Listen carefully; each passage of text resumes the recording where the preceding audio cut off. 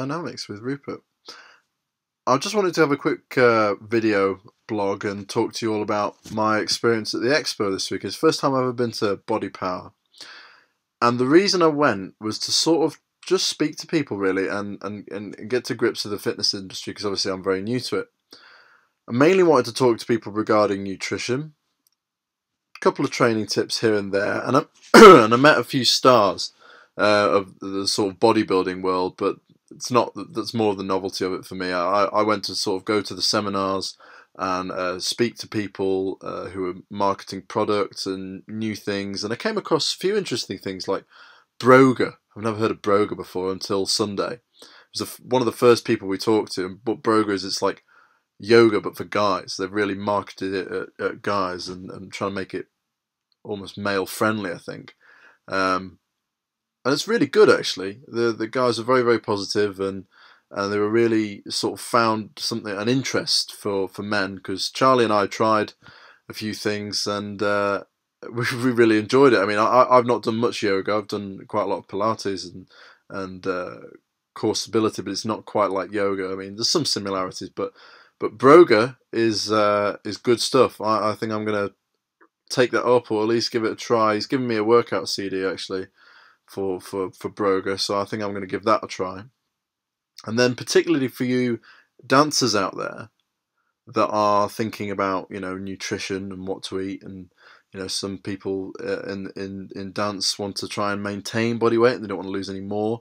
Some ladies and gents want to get stronger without getting any bigger. I know that's a huge thing in the dance world, because obviously it's very aesthetic art. All art is aesthetic, but it's an aesthetic entertainment, and therefore, especially the ladies, they don't want to get any bigger, but at the same time they want to get stronger.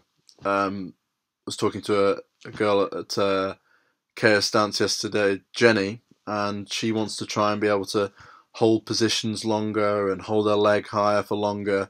And so it's all about, but again, she doesn't want to get her legs any bigger, and there's always that fear with dancers. So it's about sort of strengthening the core and strengthening, but you know, it's a difficult area to cross without some sort of muscle growth or something. But you know, we try and stimulate the area there. But so Broga was very, very good for that.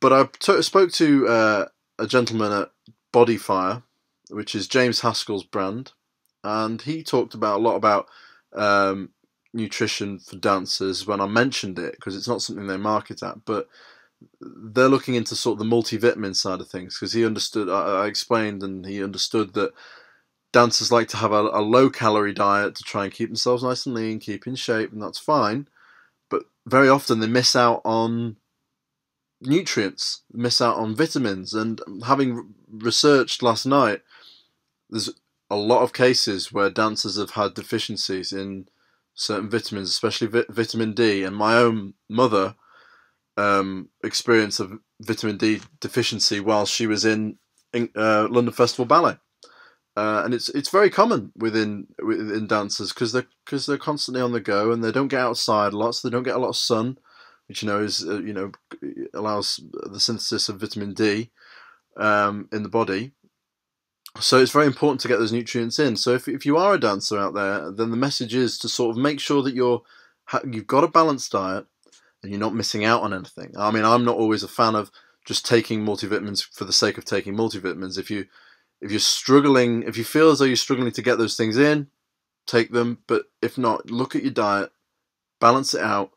Lots of veg for the dancers, lots of it. I mean, the greens, the spinach, the broccoli, the kale. Kale's great. I tried a kale and spinach blend yesterday, which I tried myself. I saw it over the weekend, and I tried it myself. Yeah, it's not that bad. It's actually, you just neck it with your breakfast, and it's actually quite good. So that's really on the nutrition side what I focused my Sunday on. Then I thought I can't come to a fitness expo and not try a challenge. And there was all sort of calisthenic going on, pull-ups, and I thought, oh, that's not. I'm going to lose out dramatically to these guys. These guys that are just go to the park and pull themselves up on a bar all the time. It's very impressive, very difficult to do. But I decided to take up a deadlift challenge and a power challenge. Because I thought, I've been a rower, I've got trained for power, I've got good power, I'll give it a whirl. So it was me, essentially, versus a fitness model. Now, fitness models, they get, they stand up stage, they get all tanned up and they're all glittery. Fair enough, they've got very impressive physiques, but often they get slated for, the aesthetic side of things, and they're not functionally strong, and people, slate them on the internet all the time for being, essentially just something pretty to look at rather than being functional. And what the challenge was you put your body weight on the bar and you did a 1 rep as hard as you could from the floor, and you had to generate as much power as you could, which was connected to a little machine with a string and measures your wattage. So on the board was his score, and he was the same weight as me, funnily enough, and he had 2430 watts.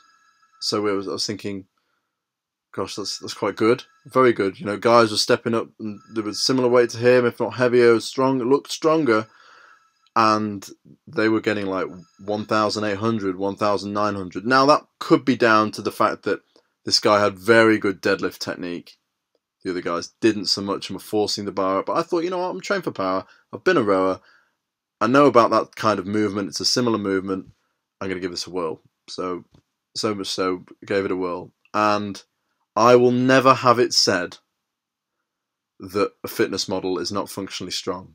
I will never, ever, ever have that said, because lo and behold, he beat me I got 2,390. So he beat me by 50 watts. And he's a fitness model. And I was thinking, gosh, I've been a sort of power, dynamic endurance athlete. We've done a lot of strength training, a lot of lifting, and this guy's a fitness model. He's essentially a bodybuilder, and he's very, very strong, very powerful.